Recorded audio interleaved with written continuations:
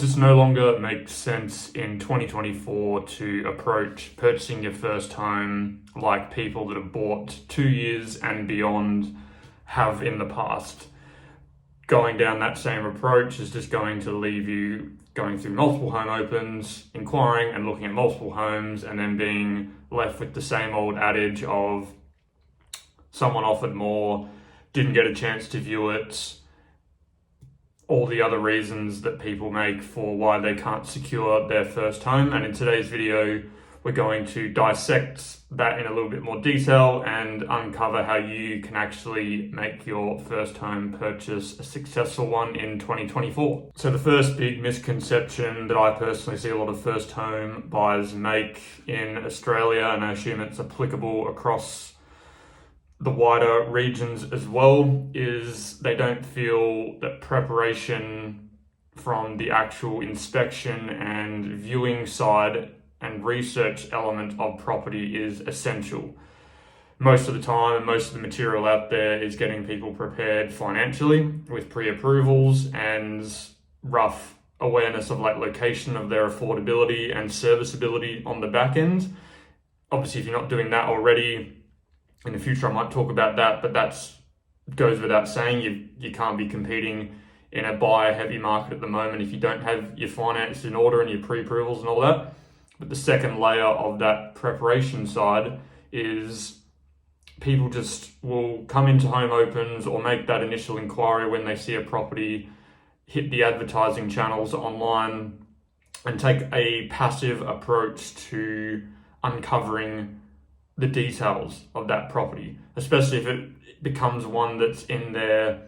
top 5% of homes that they take, because again, people go through a long process of research. If they do come across a home that fits most of the boxes from their criteria perspective in a first home subject to a viewing, is you can't take the passive approach of I'll wait to the viewing, or I'll send a text or an email to the representing agent and wait for a response. Because when it is a buyer heavy market, interest is already on that home generally before it even hits the market. But then two, buyer advocacy representation for investors and people that are going through the downsizing approach are because they're on a set timeline to find a home, because generally they've sold and they're moving. They're on a very fast timeline and they need to make things happen, so they go into it with intent. And generally speaking, first home buyers, because they are just not versed in the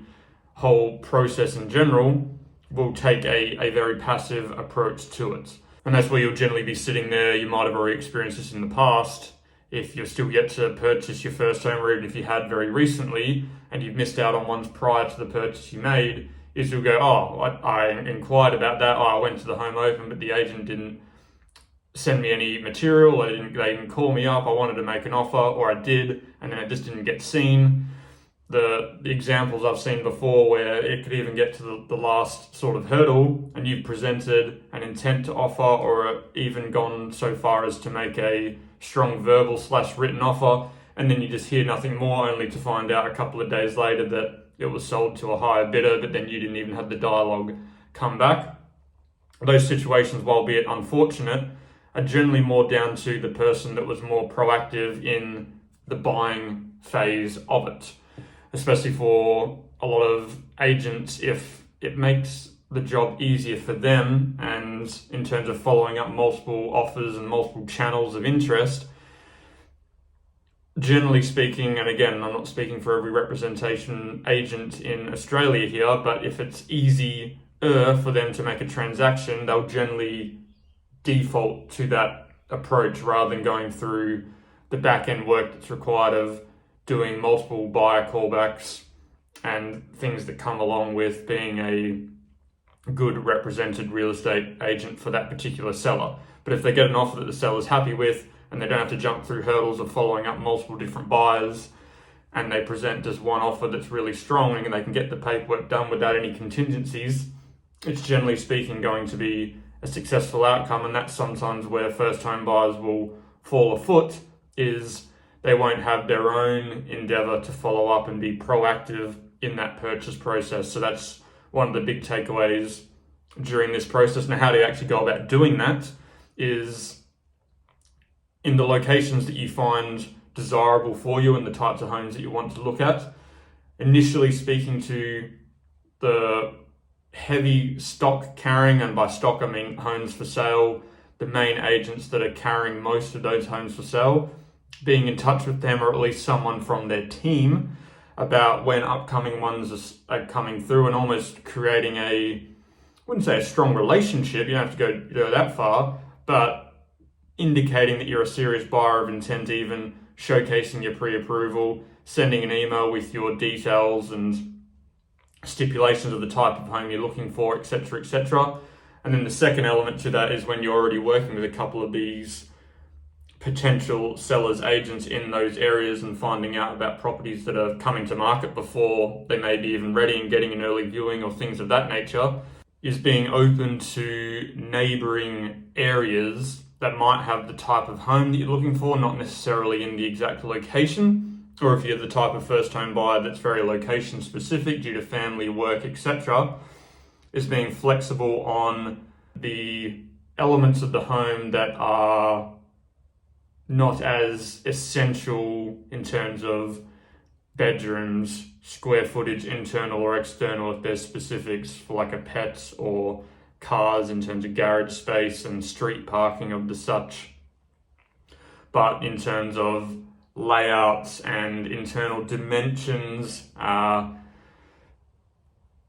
sort of aspects of where it looked in terms of north to south facing aspects, not being as black and white when it comes to those, if it allows you to get a home. And another caveat to that, especially when dealing with a very buyer-heavy climate they're in, is sometimes looking at homes that don't necessarily fit an investor profile as much, or the other buyer-heavy people are in the market at the moment are downsizers, so homes that aren't necessarily appealing to the downsizer crowd. So types of examples of those ones are homes with a pool, homes with a lot of gardening and maintenance, because obviously downsizers and investors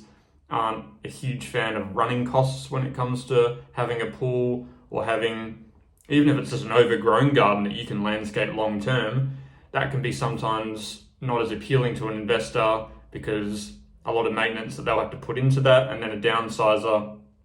sometimes they're generally moving from a house that has that sort of stuff, and they're just not in the time of life where they want to invest in maintaining a garden and landscaping and things of that nature. So looking at, again, these homes will still fit your requirements, of course. That's what always the goal is when you're purchasing your first home. But secondary to that is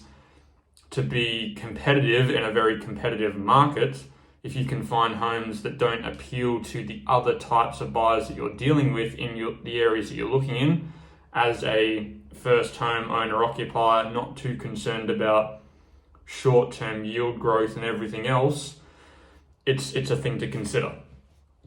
And the secondary element to that, and it's something I'm dealing with a lot now in the areas that I'm in, are slowly becoming very investor appealing and heavy, is buyers that are in the first home buyer demographic, is you want to essentially view the home as what it is, which is a first home, not a forever home. And I think with wouldn't even go as far as to say, but I'll use it as the example anyway, the instant gratification and seeing things online is people want especially if you're coming from a rental that might have all the features that you're happy with, but the affordability of that just wasn't there, is getting into the market for a type of home that might be either in a location that's slightly outside of the area that you want to be into forever, for a slightly smaller home overall that allows the budget to be more adequate for the deposit and everything else that you have ready for the affordability and serviceability side of it, is taking that short-term sacrifice, even if it's only for a year, 18 months, a couple of years in that home. If you then look to invest it out and purchase again, or use potential, depending on where you buy and how it performs over that short period of time, whilst you continue to save, because you're not putting money away into a rental, you're putting money into your mortgage and paying down your principal and interest. Overall, any extra money you save on top of any potential equity that you're able to release, again, much more context to this is required, but you can almost look at it as, and it's personally what I did, spend just over a year at the property that was never going to be a forever home, maintain that and use that to then move into your other home sort of long term from there. And the other beauty with that as well is you're getting an entry level purchase, and you can figure out long term the types of things that you don't and do want at the house, and you're almost treating it as a test run, getting into the market at an affordable price point that you can easily make repayments on. It doesn't change your cost of living too much, and it gives you that exposure for things overall. And again, circling back to that other point, when it is in a competitive market, you want to give yourself advantages that other buyers in that market won't be able to take advantage of. And when we're speaking of outside of competing with other first home buyers and just general upsizers and people in the market that are buying for their second or third time a new home, is investors and downsizers. If you can find homes that still fit your requirements and specifics but aren't necessarily appealing to those sort of people, then you're just going to be in a really good position, I feel, to make that first purchase. And don't get caught up in the fact of I've got to, especially as you potentially are seeing prices rise, and that like, did I miss the boat? Or if I bought 2 years ago, it would be different. All that's hindsight, all that's gone. But don't feel like you have to get caught in the rat race of saving up for a deposit for a house that in your eyes right now is a forever home, when 99, if not 100% of the time, especially in this generation for what it will be, your first home's never going to be your forever home, especially if you're single, don't have kids, and even if you do, if it's a young family and you're potentially growing long term with that, very unlikely that home's going to meet the requirements for your future career prospects, but also your family prospects of how that's going. Again, this can be a very, very in-depth video. I just wanted to give it a bit short. If you're listening to this, much appreciated. And you're looking at it, okay, I want to get into a first home, but some of that stuff you said makes sense, but where do I sort of go to sort of find those types of homes that give me that competitive advantage? I do have a small group that is mainly catered to the Perth market, but we are helping mostly first home buyers and first time investors locate properties that do give them a advantage for the area they're looking in, the type of home they're looking into. So look in the description there for a link. There is at the moment in time, for the first few people that join whilst it's still available, a consult call as well, where we'll go through your exact situation and figure out where location wise and everything else will be best suitable for you, and give you some pointers in regards to that to get you into your first home sooner. The final part of that I'll leave with you all today is, don't let your lack of experience and the current competitive disadvantages that are in the market for a buyer at the moment prevent you from taking advantage of getting into your first home and making initial purchasing mistakes that could have easily been avoided without the correct initial planning and research that should be done. Don't be overwhelmed by that process. Again, there's a lot of nuances to all this. I've recently been through it with 2 homes and a couple of friends that I've seen purchase following the same methodology of this as well. So there are insights out there at the moment, especially if you're in the first home buyer demographic scope of where this video is sort of going to.